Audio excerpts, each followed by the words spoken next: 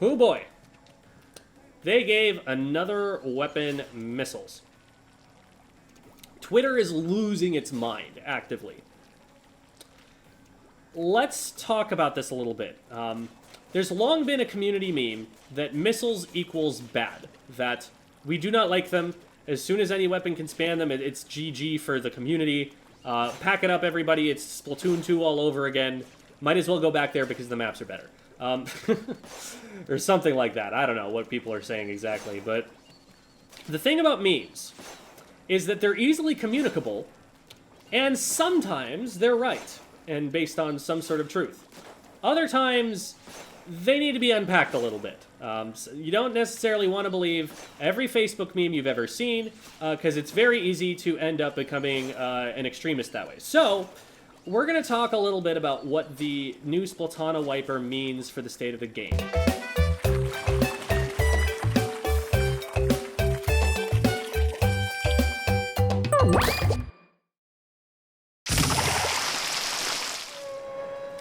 So, let's put one thing to rest here. This weapon is not going to be a missile spammer, okay? Look at how it farms for special, alright? I've got a fully empty bar. I just threw my special out there. This is what this looks like.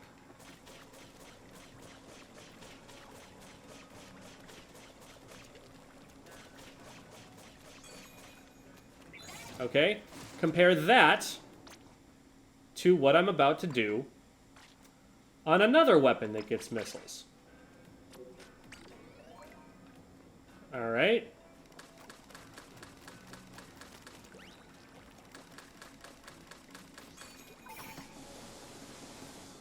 These two things are not the same. If you're trying to just spam missiles, if your game plan depends on just the highest possible missile output, and you're not really going to try and fight anymore, you're just going to play support, you're already picking reflux. And here's the thing, not a lot of people are actually picking the reflux. It's getting picked, but not super often. And that's because the main weapon's fairly weak. And here's where you say, ah, but Gem, it's now on the Splatana wiper. And did I stutter? The main weapon is pretty weak. Look at this kill time right here. That gets beat in some cases by the Clash Blaster. They didn't fix this part of the weapon when they gave it the, you know, insane buff that catapulted it up the tier list earlier. The buff they gave it was mobility. This thing can now get into your walls with a very uncomfortable amount of speed. Okay, it has become a cockroach. Cockroaches are not going to do an awful lot of damage. They're just there and kind of hard to kill. And another thing that's really going to impact this weapon is that it doesn't have a sub-weapon that happens to combo with it perfectly anymore. Like, let's just look at the sheer number of combos that are available with the torpedo. You can roll into this. That's really fast. You can roll into this. That's also really fast. If you hit the main torpedo here, you've got this, or you've got the single charge slash option.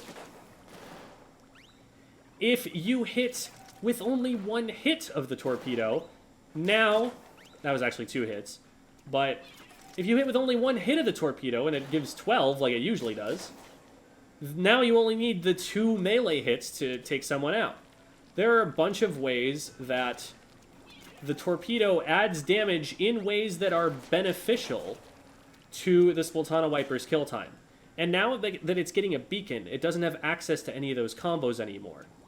One thing that it does benefit from is that missiles do damage in increments of 30. So the indirect damage is going to do 30.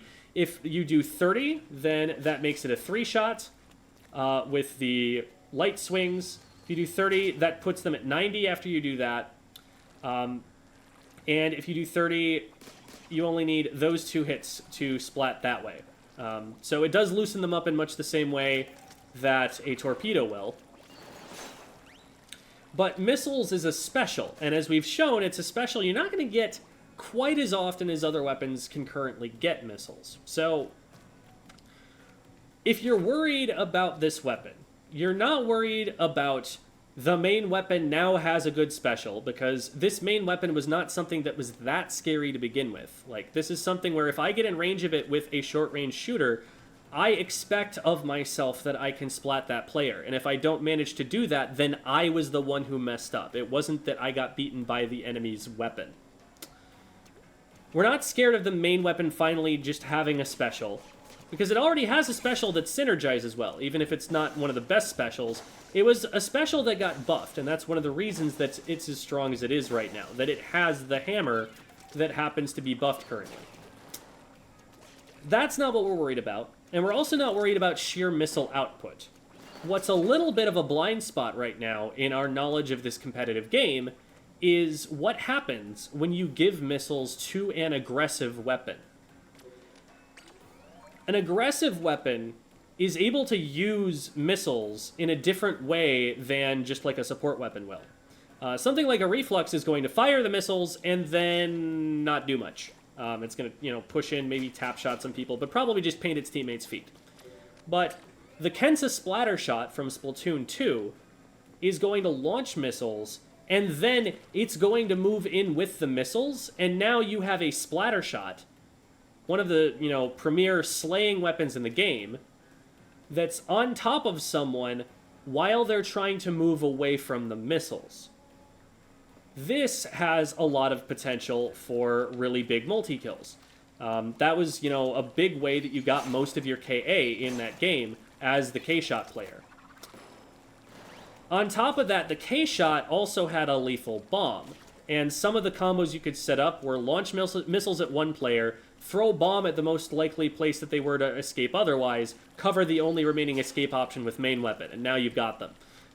You don't really have access to that sort of an opportunity now with the Wiper, which is another reason that I'm looking at this like, okay, is this really quite as worrisome as we're making it out to be? Beacons are not bad for it at all.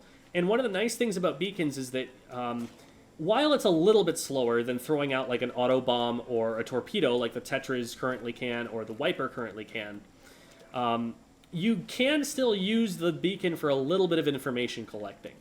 Beacons give you a pretty wide radius of vision around them. I think it's slightly bigger than like a Booyah Bomb's radius. And if anyone walks into that radius, you can open your map. I said you can open your map, and you will see that player on the map, even if they're not damaged.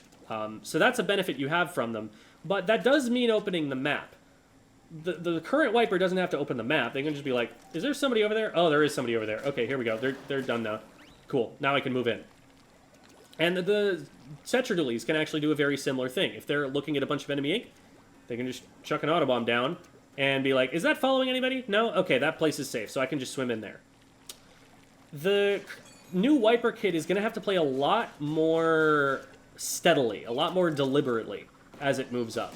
It's still probably going to want to move up. The main weapon is still a really good gnat, a really good annoying tool that has a lot of mobility, so it can get out of danger if it needs to. It's, not one of the last weapons that you want checking a blind corner, because it still has this. So it's still going to be able to frontline, but without a poking tool, there are some matchups that become real problems for it. As Kyo points out, the current Wiper already has problems fighting Sloshing Machine, and that's when it has a torpedo it can throw at that weapon that has a very slow fire rate and doesn't want to waste a shot on the torpedo itself. So if it already has problems with that main weapon, what's going to happen when it doesn't have the torpedo anymore and it's just relying on doing this? That's really challenging. Now we really do kind of have to wait for the missiles to be able to go in on that player instead of just being able to face rush them. So, I don't know. I don't think it's quite as scary as some people are making it out to be. This is not doom and gloom. This is not, oh, thanks, Nintendo. This is probably going to be at least pretty decent. I don't know if it's going to be top tier. I think it's probably around high tier somewhere, that it's something that a Splatana Wiper might decide to choose based on the situation. And that's actually a really good place for alternate kits to be at, where if it's a weapon that you may not prefer all the time, but it's an option that you have in case you need a different playstyle and you don't want to have to learn an entire new main weapon, that's a phenomenal place for that kit to be at. That's something that's good for the game. And so if it ends up being that way, then we're probably going to be happy that this weapon got missiles.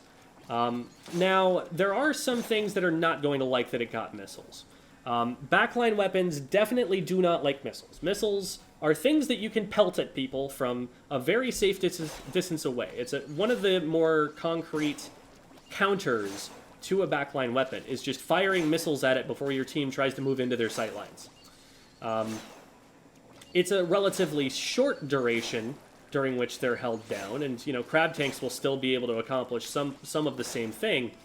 But it's another thing that's going to be out there that they're going to have to worry about, and they're probably not going to like, especially early on in the patch when everybody is trying this thing out, and so they're going to have to deal with, 3 of them in each lobby. So that's unfortunate news for the backline weapons. And anything that has difficulty moving, anything that's gets stuck in place easily, things like, dynamo rollers, honestly, maybe sloshing machines. They're not the fastest moving weapons in the game. I guess they do still have their fizzy bombs they can use, but, slower fire rate weapons, H3s, things like that don't paint their feet and just get out of dodge real quick. Those are the weapons that are going to suffer the most from missiles being more prevalent. The wiper itself is fine. It gets to do this crazy thing. But there are other weapons that might have an impact on, and so that's something to be looking at. This will also be a problem for anyone ever playing solo queue, because people in this game have not had to learn not to drag missiles onto each other yet. And they're probably going to have to learn that if this weapon becomes popular, and so that's going to make me sad frequently. But maybe that will just mean we need to make another video on avoiding missiles for the future here, when that drops. Because I don't think I've actually made a video on that yet. So, darn, it's giving me more content to make. Big sad, boo-hoo. Overall, I think this weapon could be good for the game, honestly. It's nice to have another beacons weapon that someone's actually interested in running, because beacons allows for a lot of really interesting ideas that there aren't a lot of options you really want right now that have beacons. You're really going pretty far out of your way from what you would prefer to pick right now if you're going for beacons.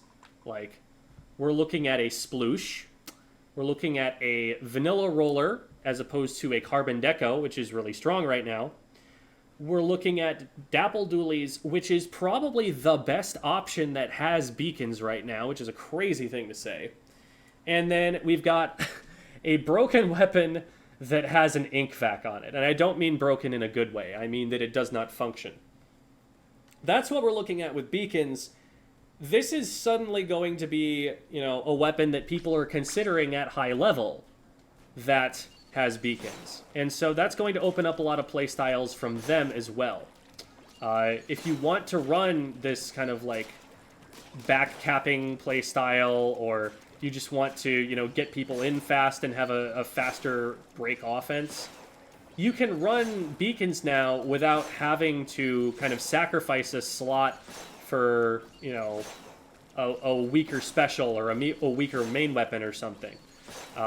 So it's going to have a lot of potential utility cases on certain team comps if they want to run certain things. And I think that's going to open the game up a little bit to some strategies maybe we haven't seen before. There's a lot of experimentation to be done with this, and I have not been a wiper player. I tried to play it a bit today, and it's not like I've got no paint on this weapon whatsoever. It's just new, and it's not a weapon I've been playing with competitively or training with. I'm definitely not doing anywhere near as well on this thing in solo queue as I am with my main weapons.